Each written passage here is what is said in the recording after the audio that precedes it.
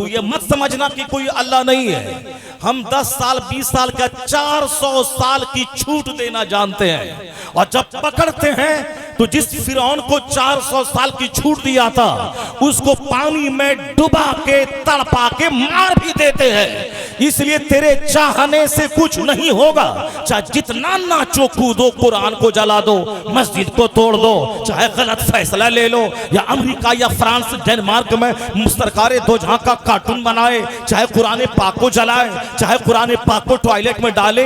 ये दुनिया है, दुनिया में सबको आजादी दी गई है, जो काम करना है अपने हिसाब से कर ले, तू बचेगा नहीं हमसे। इसीलिए मुंह ऐसा नहीं कि चमड़े का मुंह है, जो चाहे बक दे, जहां चाहे बक दे, जैसे चाहे नमाज का मजाक उड़ाएं, हदीस का मजाक उड़ाएं, मौलाना का मजाक उड़ाएं, दाढ़ी का मजाक उड़ाएं, जानवरों की तरह जिएं। और ये मत समझ लीजिएगा कि दुनिया के सारे लोग काफिर होकर अल्लाह का कुछ बिगाड़ लेंगे। जिस तरह हमारे सामने कूड़ा मकोड़ा और चूटी की हैसियत है कि पांव डाल के मसल दिया और लाखों चूटी मसल दी गई, सब चूटी खत्म है, वो उससे भी कम हैसियत दुनिया के सारे इंसान के अल्लाह के सामने है। इसीलिए अगर कोई अमेरिका में नाच रहा है, कूद रहा है, चाइना में नाच रहा है, कूद रहा है, हिंदुस्तान में कोई नाच रहा है, कूद रहा है, और फ्रांस में कोई नाच रहा है, कूद रहा है, कुरान जला रहा है, कुरान पाक को टॉयलेट में डाल रहा है, तो इससे मत घबराइए कि अल्लाह ताला नहीं है। ऐसा नहीं है, ये दुनिया दारुल अमल है, और मरने के बाद की जो जिंदगी है वो दारुल जज़ा है ना। द डे ऑफ जजमेंट वो है जहाँ हर बुराई हर भलाई का फैसला होगा, हर स्याहो सफेद का फैसला होगा मैं मरने के बाद। ये दुनिया क्या है? काम की जगह है, काम की जगह, जैसा काम करना है कर ले। ए अमल माशीता, हर जुमा के दिन खुतबे रज़विया में एक हदीस की तिलावत होती है, do what do you want, जो तेरी तबीयत में आता है कर ले, अलबत्ता याद रखना जैसा करेगा वैसा अंजाम भुगतने के लिए तैयार रहना। उसी की एक झलक दुनिया में अल्लाह मगरूरों के गुरूर को तोड़कर, मालदारों को भिखारी बनाकर, सेहतमंदों को बीमार बनाकर, हाकिमों को तख्ता छीनकर, जिंदों को मौत देकर, जवान को हाथ हिलाने वाला बूढ़ा बनाकर, सेहतमंदों को फालिज ज़दा बनाकर, मालदारों को भीख मंगवा के बता देता है कि बंदे अकड़ना मत, अगर मैं तुझको तेरी पकड़ नहीं करता हूं 10 साल 20 साल, तो तू ये मत समझना कि कोई अल्लाह नहीं है। हम 10 साल 20 साल का 400 साल की छूट देना जानते हैं, और जब पकड़ते हैं तो जिस फिरौन को 400 साल की छूट दिया था उसको पानी में डुबा के तड़पा के मार भी देते हैं। इसलिए तेरे चाहने से कुछ नहीं होगा, चाहे जितना नाचो कूदो, कुरान को जला दो, मस्जिद को तोड़ दो, चाहे गलत फैसला ले लो, या अमेरिका या फ्रांस डेनमार्क में मुस्तरकारे दो जहां का कार्टून बनाए, चाहे कुरान पाक को जलाए, चाहे कुरान पाक को टॉयलेट में डाले। ये दुनिया है, दुनिया में सबको आजादी दी गई है, जो काम करना है अपने हिसाब से कर ले, तू बचेगा नहीं हमसे। क्योंकि पानी की एक नापाक बूंद से तुझको मैंने पैदा किया है, और माँ की शर्मगाह से तुझको निकाला है, और बाप की शर्मगाह से मनी का कतरा माँ के पेट में हमने पहुंचाया है, और फिर माँ का माहवारी खून रोक करके तेरी गजा का इंतजाम माँ के पेट में किया है, जिसकी बुनियाद इतनी कमजोर है कि नापाक कतरे से पैदा हुआ हो, माँ का नापाक खून पी के पैदा हुआ हो, माँ की शर्मगाह से निकला हो, जो इतना घटिया जगह से निकला हो, इतना घटिया खून खा के जिंदा रह के आया हो, क्या वह खुदाई का दावा करेगा? क्या वह खुदा का इनकार करेगा? क्या वह खुदा की खुदाई का इनकार कर पाएगा? तेरी हैसियत है नापाक कतरा, और तू मरेगा, या तो कोई तुझे जला के पीट पीट के डाल देगा आग में, या फिर तू कब्र में सड़ जाएगा। इसलिए अगर तू मुझे नहीं मानेगा और तू शरारत करेगा तो तेरी इब्तदा भी नापाक है, और तेरा अंजाम भी है कि जहन्नम की खतरनाक आग। और अगर तुमने मेरी बात मानी और मेरे महबूब की गुलामी तुमने की, भले ही तू नापाक कतरे से पैदा हुआ है, मगर हम तुझे फरिश्तों से सुपीरियर बना देंगे, हम तुझे इज्जतों से नवाज देंगे, हम तुझे दुनिया में राहत देंगे, और जब तू मरेगा तो खरबों साल की जबरदस्त जन्नत हमने तेरे लिए तैयार करके रखा है।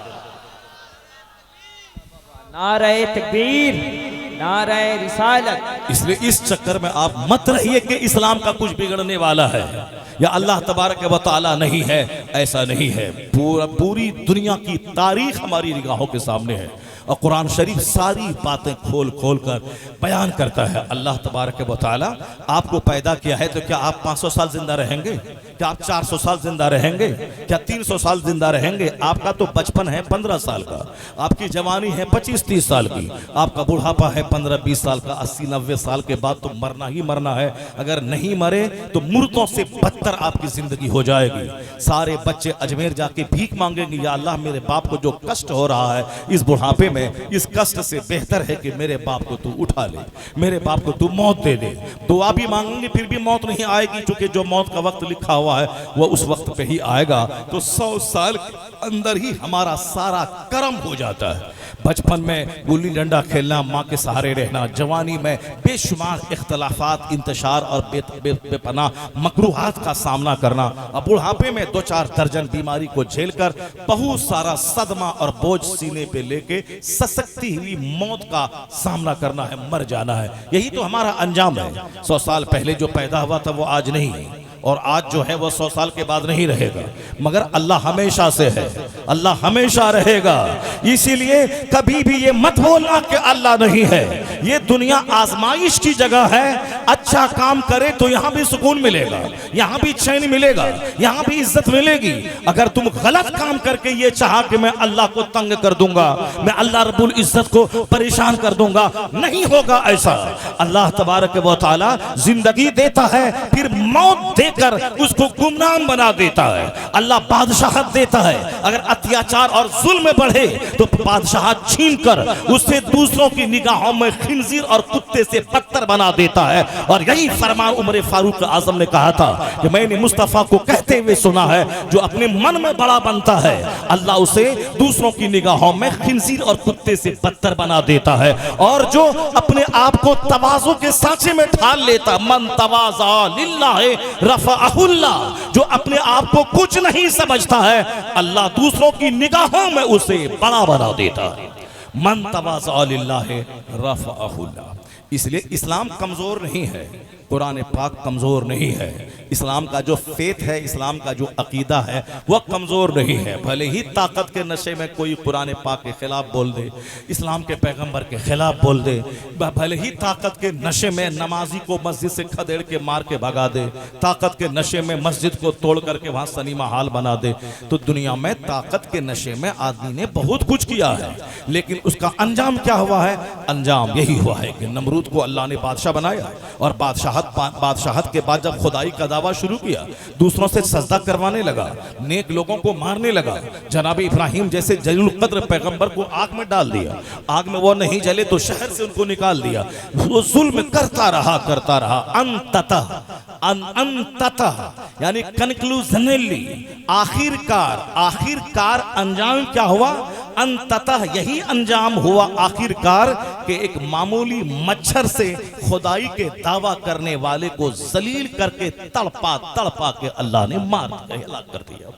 यही सब का अंजाम होगा। जो समाज में ऊंचा बनता हो, जो दूसरों को जलील समझता हो, जो गरीबों की गुर्बत का मजाक उड़ाता हो, ऐसा नहीं कि वो अमेरिका का जो बाइडेन या इसराइल का नेतन्याहू या फिर कोई दूसरा हाकिम जो अत्याचार करेगा वही मारा जाएगा। जो भी समाज का आदमी गरीबों को हकीर समझेगा, अब दौलत के नशे में चूर चूर रहेगा, जो दूसरों को गीदर खटिया समझेगा, जो दूसरों को जानवर कुकुर पिलाई समझेगा, और दौलत और जमींदारी और नौकरी और मुलाजमत के नशे में अपने आप को सबसे सुपीरियर समझेगा, उस वक्त तक अल्लाह उसको मौत नहीं देगा, जब तक कि जिस समाज में अपने को बड़ा समझा है उस समाज में सबसे ज्यादा नीचा उसको अल्लाह जब तक नहीं दिखा देगा, उस वक्त तक अल्लाह उसको मौत नहीं देगा। क्योंकि 2 गुनाह ऐसे खतरनाक हैं जो मरने से पहले उसकी जो सजा बड़ी मिलने वाली है क़यामत में, उस सजा की झलक अल्लाह दुनिया में दिखाता है। एक है माँ बाप की नाफरमानी की सजा, अल्लाह जब तक उसकी सजा नहीं दे उसे मौत नहीं देता, और एक है घमंड और गुरूर की सजा, अपने आप को बड़ा बनने की सजा। इसलिए जो भी घमंड गुरूर करता हो, उस आंधी के सामने अगर आप टिक नहीं पाते हैं तो आप साइड हो जाए, आप साइड हो जाए, और फिर उस आंधी से आप अलग हो जाए। आंधी जब चलती है तो उसके सामने जो सीना तान के रहेगा वो तो आंधी तो उसको झुका देगी, आंधी तो उसको तोड़ देगी। जैसे तो जो दरख्त अकड़ा रहता है, आंधी जब चलती है तो वह दरख्त टूट जाता है। लेकिन जो दरख्त हिल करके झूम झाम करके, जो आंधी चली तो झूम जाता है, इधर हो जाता है, उधर से आंधी चली इधर आ जाता है, आंधी खत्म हुई वो दरख्त फिर सीधा खड़ा हो जाता है। जो अकड़ा रहता है आंधी के सामने वो टूट जाता है। जब जुल्म की आंधी चले तो शरीफों को चाहिए कि साइड हो जाए। जब मगरूर गुरूर की आंधी चले तो उस मगरूरों की आंधी के सामने शरीफ रास्ता खामोशी का और किनारा कशी का रास्ता इख्तियार कर ले। और वो वक्त आएगा कि आंधी खत्म होगी, अब वो सारे मगरूर टूट जाएंगे और जो आजिज़ो खाकसार होके रास्ते से हट गया, आंधी खत्म हुई, दोबारा फिर शरीफों को ही सब मिल जाती है। वही शरीफ है पनपता है, वही दरख्त हरा भरा हो जाता है। अगर आपने समझ गया तो जुल्म सितम की आंधी के सामने ज्यादा अकड़ के मत रहिए, खामोश रहिए, अपनी रूहानियत को इजाफा करते रहिए, नमाज रोज़े हज व ज़कात से रिश्ता जोड़े रखिए, अपने रब करीम से हमेशा गुनाहों की माफी मांगिए और अल्लाह रब्बुल इज्जत से मदद की हमेशा दरखास्त करते रहिए। और फिर अल्लाह तबारक व तआला उन मगरूरों को सजा देगा, एक एक को चुन चुन करके नमरूद की तरह कैफिर किरदार तक पहुंचाएगा। और जो कुरान पढ़ता रहा, नमाज पढ़ता रहा, सजदा करता रहा, अपने आप को गुनाहों से बचाता रहा, लोग उसे जलील समझते रहे, तो अल्लाह ताला मगरूरों को सजा देने के बाद इन शरीफों को जो जन्नत वहां देने वाला है, उस जन्नत की हवा इस दुनिया में अल्लाह अता फरमाएगा। उस जन्नत की हवा इस दुनिया में अल्लाह अता फरमाएगा। अल्लाह तबारक व तआला हम सबों को दीनी मजलिसों की कद्र करने और दीनी मजलिसों से फायदा उठाने की तौफीक अता फरमाए।